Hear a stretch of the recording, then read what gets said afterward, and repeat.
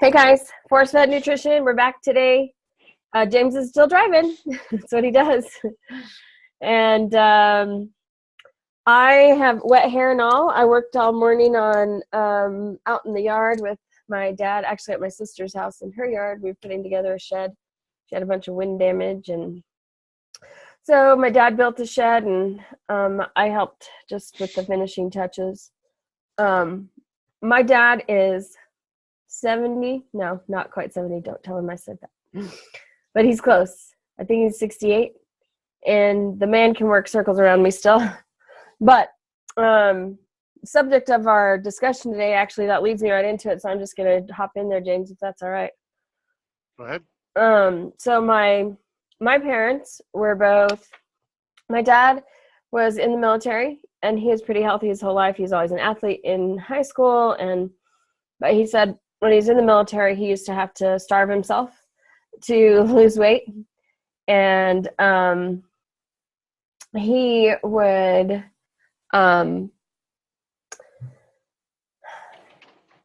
have to get down to a certain weight for the military. And then once he reached that weight, then he said, he'd go back to what he was doing and he'd put weight on again. And then, it was just a cycle.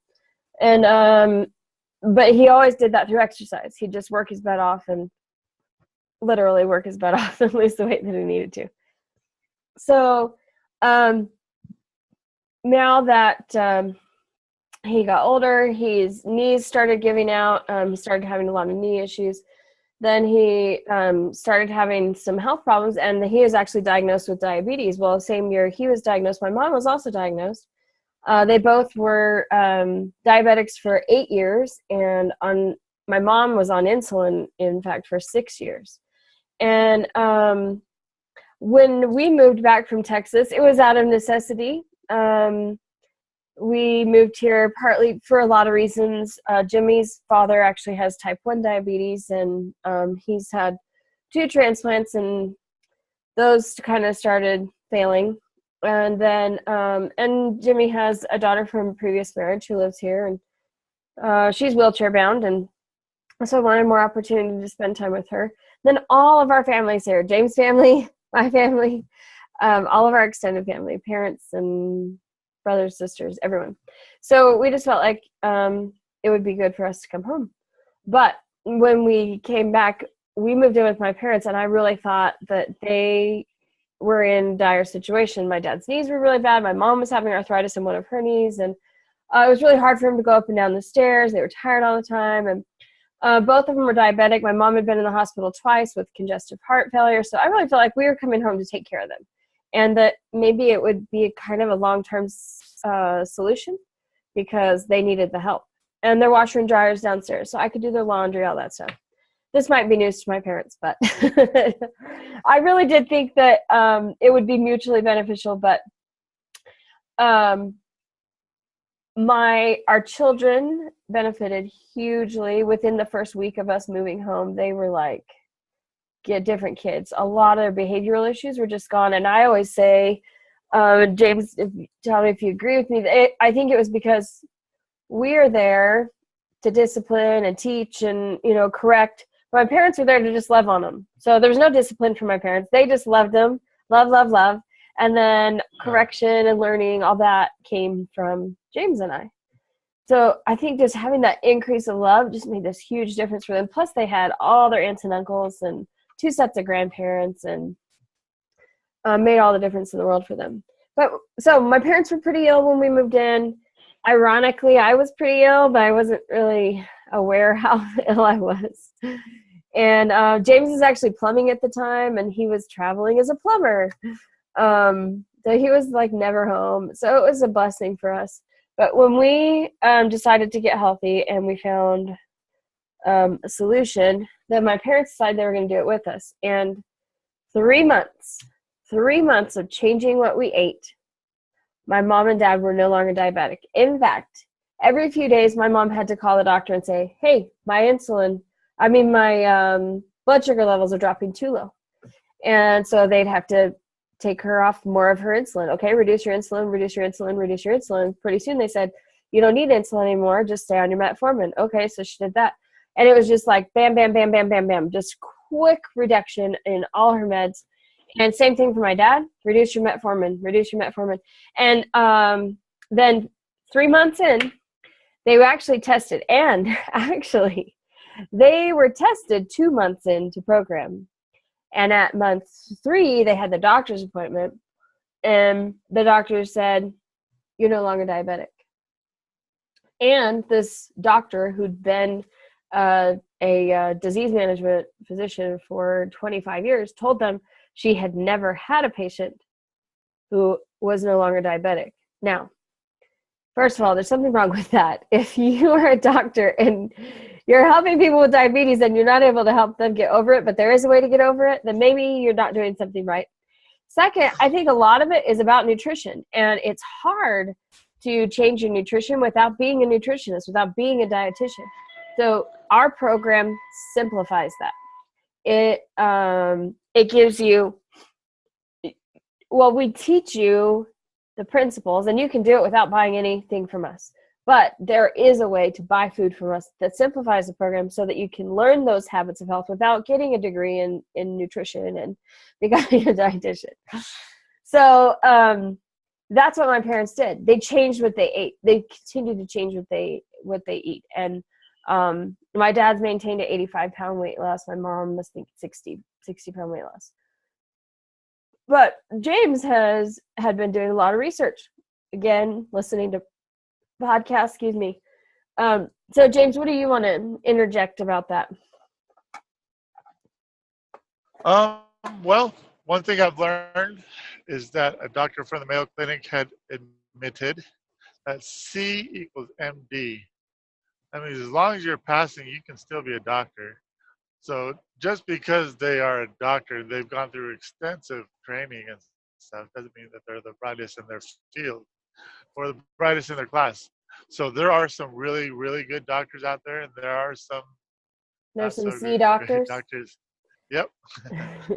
So that's the first thing to take into consideration. Well, and can I just interject there? I think too, though, right.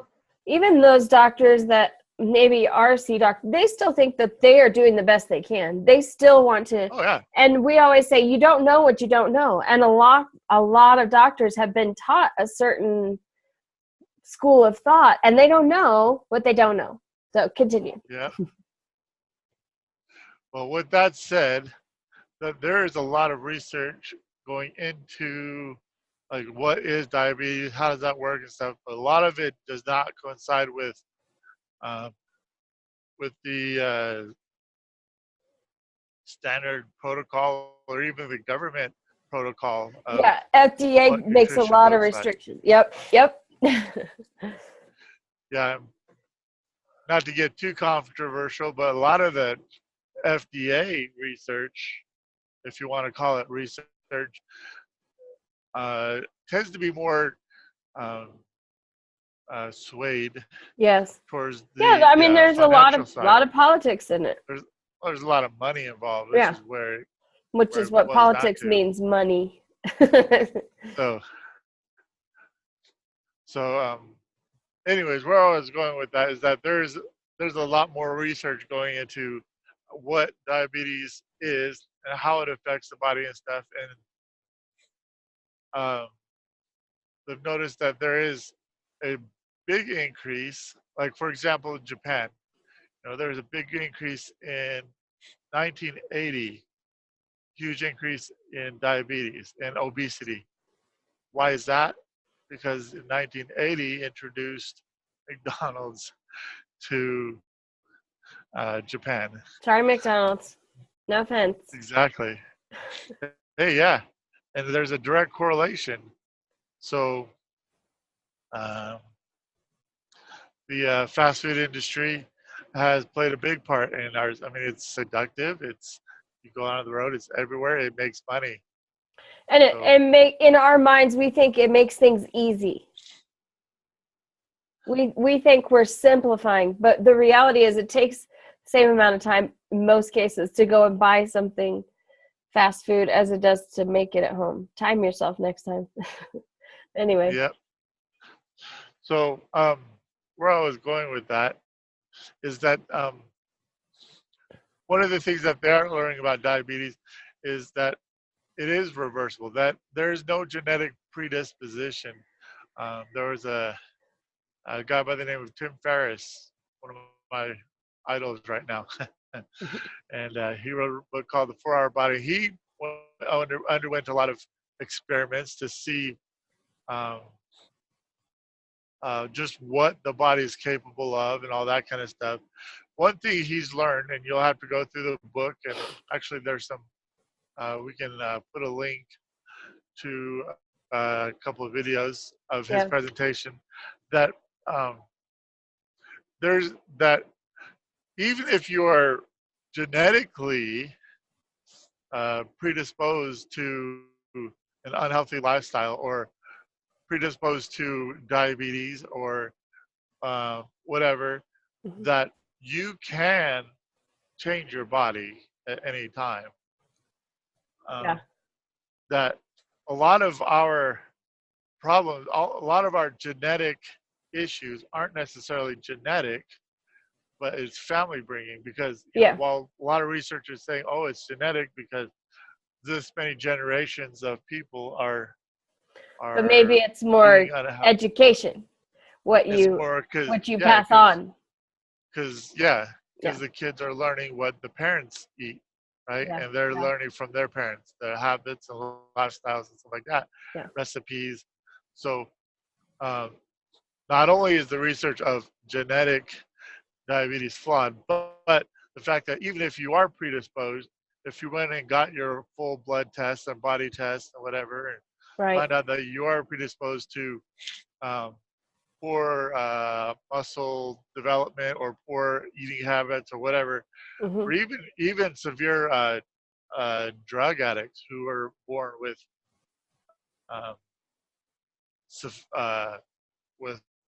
severe deficiencies, that there is you're not stuck where you are, that your body does have a lot of resiliency and it can bounce back. You can make things work. But it does take work. And that's the part that where most people stumble, is that it can be a lot of work. It can be hard, but if you know why you want a change, that's what we find. Why is the bigger factor than the how. Why is a bigger factor than how. Yep.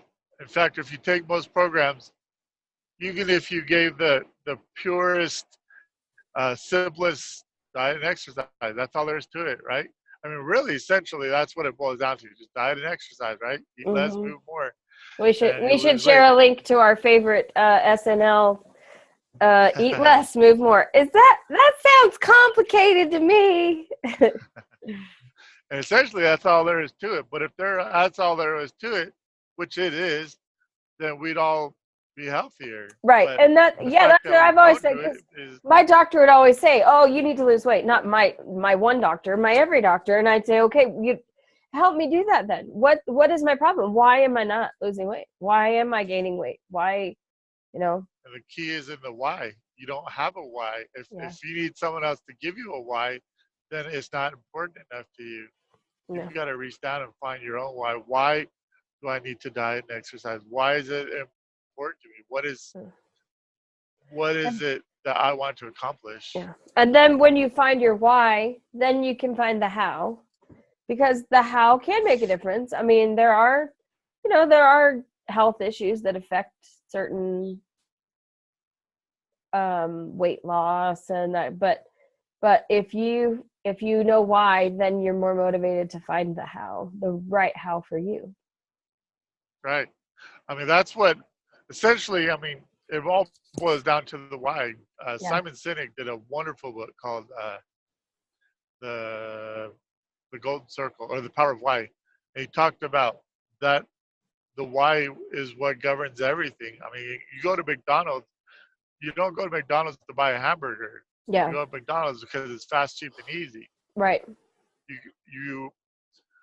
No one ever buys a product. They buy the experience that comes with the product, the desired results or whatever. So, I mean, when we look at what we're doing, it is about the why. Yeah. So if you can use that to your advantage, why do you want to get healthy? Yeah. Then that's going to be your secret, right? That's the So tell secret us, sauce right there. what's your why? What's your why? Yeah. Why do you want to be healthy? You personally. Who, me? Yeah, you. No, the other guy in the room. Yeah, you.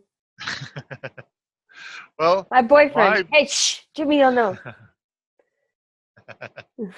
Oh, you are my well, boyfriend. I want to be healthy. I want to lose weight. I want to feel better. I want more energy. I want to be able to function and do the things I want to do. Um, I mean, I've been so heavy. I've been breaking chairs. I, it's hard to run sometimes, you know, and Yeah. I just want to have more energy. I want to be able to just function and do normal things. Yeah. I remember when we went to Elitch's with the whole family for kind of a family reunion thing, and you had to do the walk of shame. Oh, Yep. man, that kind of hurt my little heart. And I was not far behind you. I was not much smaller than you know. You're a little hard. I'm the one I that had to walk back and I look at know. everybody's faces, and Oh, my they gosh, I know. all know what I'm doing. Right? Yeah. You're I'm like, oh, not I got getting to on that pee. I ride. got to pee. Yeah, right. It's not because the seatbelt's too small. I have to go to the bathroom. Yeah, I remember you were really defeated at the end of that day. And I think Yep. that both of us were at a pretty low point in our lives. And when we found answers, we also both knew our why really strong. Like we knew what we wanted and why we wanted it. And I had actually been trying to change our diet, but I was really struggling to like stay on top of it and to plan the meals right. And so when I found a simple system to do that and achieve what we'd set out to do, then I was like, oh, hallelujah, the lights rained down and the angels sang. But it really was that. It was a profound experience for us, though. It was a profound change for me. My why was that I wanted to be healthier. I wanted to breathe. I wanted to feel good. I didn't want to have numbness in my arms and hands anymore. I wanted to sleep all day. So I wanted to get up and have energy to do that. And that happened so fast. You're right. So then I accomplished my why like that. And weight loss was part of it, but weight loss was never my goal. Weight loss was never my why. And most people, I find as a health coach, if people say to me, well, I want to be skinny, they may lose weight, but they're not going to stay on the program. And it's not going to be long lasting, because just the fact that you want to lose weight doesn't motivate people. If it did, people would be thin. It's about, what does that mean for you? What does that do for you? Where is that going to take you? What joyful things are you going to find because you've lost weight? Well, are you going to find health? Are you going to you're going to have confidence? Hey, Etsy, we're recording. Thanks for the song in the background. But